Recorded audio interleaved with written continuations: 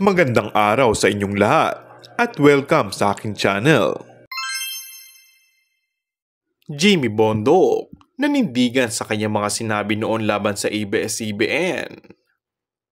Kasunod ng mga sari-saring post at artikulo na nagsisilabasan at sa mga halo-halong reaksyon ng mga netizens, ay nanindigan pa rin si Bondoc sa kanyang mga pahayag laban sa Kapamilya Network.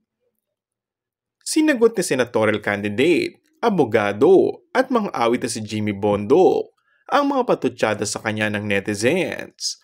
Kasunod ang kanyang biglang cambio sa Harapan 2025, interview sa kanya ni Ron Cruz noong nakaraang January 24, ukol sa kanyang naging saloobin sa ABS-CBN.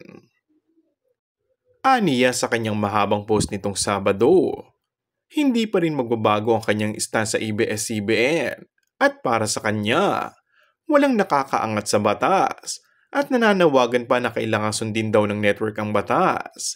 Magtayo ng mas maayos na paligid para sa mga artista, protektahan ng mga trabahador at magbayad ng buwis.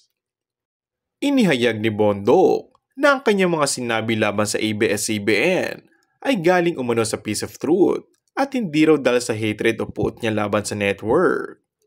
Giit niya, kailangan pa ring harapin ng ABS-CBN ng mga umano ay paglabag nito sa batas, lalo na ang pagbabayad ng buwis.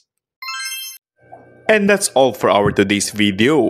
Kung bago ka lang sa aking channel ay mag-subscribe at pindutin na rin ang notification bell. Maraming salamat!